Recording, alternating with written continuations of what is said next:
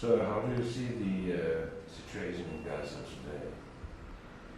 Well, at the time being, I can say that the situation is very difficult. It is catastrophic even.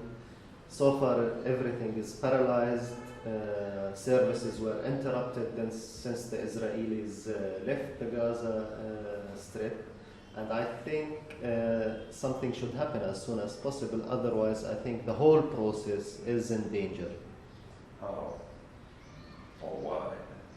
Well, why? I mean, there are different parties who are responsible for this situation. Well, first of all, the Israelis left Gaza, leaving behind a totally damaged infrastructure, a very underdeveloped services in education, health, other kind of services.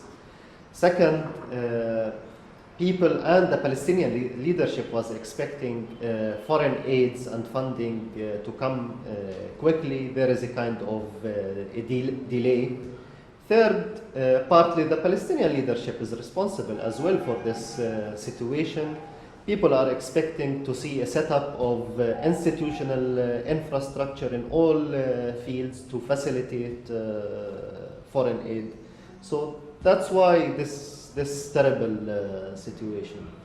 But you said if things doesn't change, it might spoil the peace process. How? Well, mainly because the peace process, the agreement which was signed in Cairo, is politically not satisfying. Not a single Palestinian, even Arafat, he knows that this agreement is politically not satisfying. So people are supporting the agreement mainly because people are expecting improvement in their economic life, in their daily life, in their freedom of movement, freedom of investment, in terms of job creation and increasing their levels of income. So if this doesn't happen as well, so it would really put the whole process in danger. Some of the donor countries, and there's going to be a conference next week in Paris, some of the donor countries say the reason why they are withholding the money is that they have not been presented with projects from the Palestinian side. I don't think that the problem is projects. The World Bank already submitted to the donors a detailed plan about the most urgent needs of the Palestinian economy, which are concentrated in the field of infrastructure as well as health and education. The problem is that the donors want to see a kind of an institutional infrastructure, public administration, Palestinian public administration, so in order to be sure that these funds are going to be allocated and implemented in a proper way. So the Palestinians on their side, they say we can't really set up our institutional infrastructure without having money. So it is a question, what comes first, the egg or the chicken? So Palestinians say, give us money to set up this system. The donors say, no, we can't give money unless we see the system. So it is a dilemma. But the political analysts have also speculated the reason why the PLO is not really willing to present the donor countries with projects or a basic plan for the system is it's a kind of inter-Palestinian power game, because the one who holds the money has the power, and that means Arafat has the power if he has the money. Well, I think right from the beginning it was well known for Arafat and for the donors that really these funds are going for specific projects, are not going to fund the PLO as a political system. I think this was clear to Arafat. I think really the problem lies mainly in the ability of creating democratic structures. Democratic structures means accountability and transparency. So these are the two basic conditions. If Arafat didn't manage to create real democratic structures, so I think there is going to be a big problem. But if he set up this democratic system where first democratic means recruiting people according to their professionality and not according to their political affiliation. Second, there is accountability. Everything is clear. That means there is transparency. So here is the problem. Is there a basis in Gaza today for democratic structure? Well, why not? I mean, Gaza, we don't lack professionals.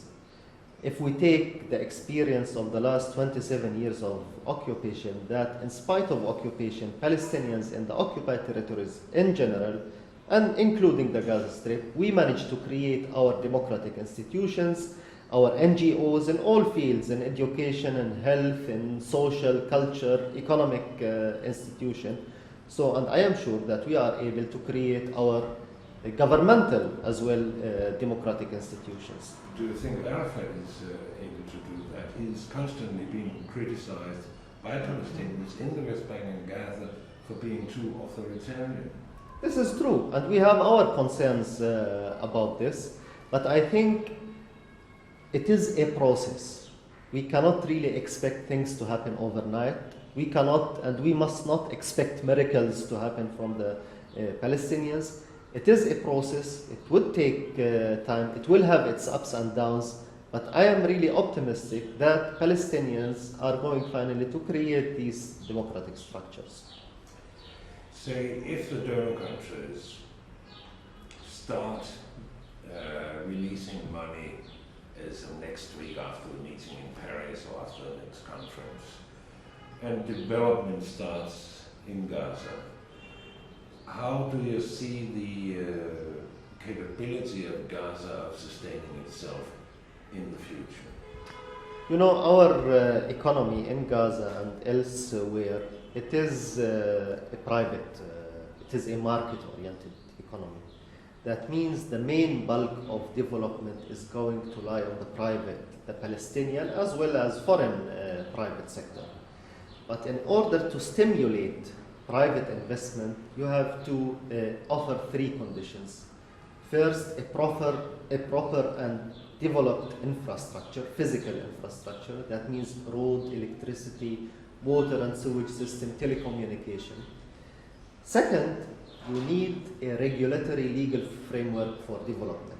All kinds of regulations regulating importing, exporting, investment, transfer of profits, and so on. And third, you need stability, political stability. You need security, personal security, and security for your property. So if these are conditions are fulfilled, so I think this would create an environment which is really inviting to the private sector. I don't see the role of the Palestinian government in really regulating all aspects of economic life. They should really provide the framework, they should really provide the infrastructure, and they should provide security. Then I think private sector will take care of the rest. And a lot of people live down here, and the Gaza Strip is only a little piece of land. Does it have the capability of sustaining itself? Yes, definitely. Because simply when we talk about the Gaza Strip, we don't mean the Gaza Strip alone. Abstractly, the Gaza Strip can't survive alone economically. We can only survive if we manage to integrate ourselves in other and with other economies, including Israel, and maybe in the first stage with Israel. So if we manage to create a kind of integration with the Israeli economy, which is based on fairness and equity and equal relations, and to start creating contacts with the Arab countries, in particular with Jordan and Egypt, then I think the chances are good for a sustainable development. You mentioned political stability as one of the preconditions. Can you have political stability? Right now, relations between Hamas, for instance, and the PLO are not that very good, are they? Well, and if we talk about Hamas, I think Hamas is really it's much pragmaticer than many think. And I think they are going to deal with the situation in a very clever way.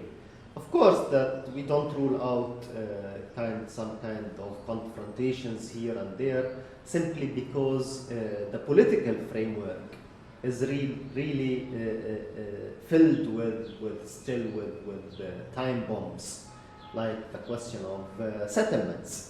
And as long as there is going to be settlers in the region, this is of course a reason for tension all the time. But generally speaking, I don't think that Hamas is interested in confronting the Palestinian Authority, nor the Palestinian Authority is interested in confronting Hamas. So I think there is going to be a kind of understanding and tolerating each other, mainly Hamas tolerating the Palestinian Authority. So I'm not very pessimistic with this regard.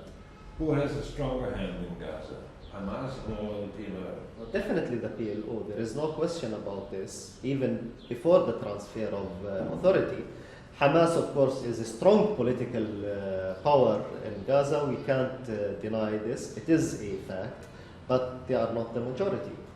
If you don't receive help from the donor countries soon, could the situation seen with Western eyes aggravate and give Hamas a stronger push?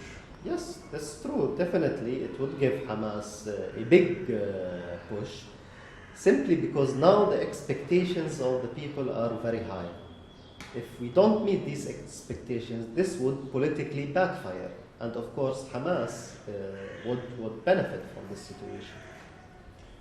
You mentioned the settlers. How are relations between the local Palestinian population and the Jewish settlers? Well, actually, there is a kind of separation in Gaza. Number of settlers is very low. We have about 4,000 to 6,000 maximum settlers. They are in their settlements. There is a kind of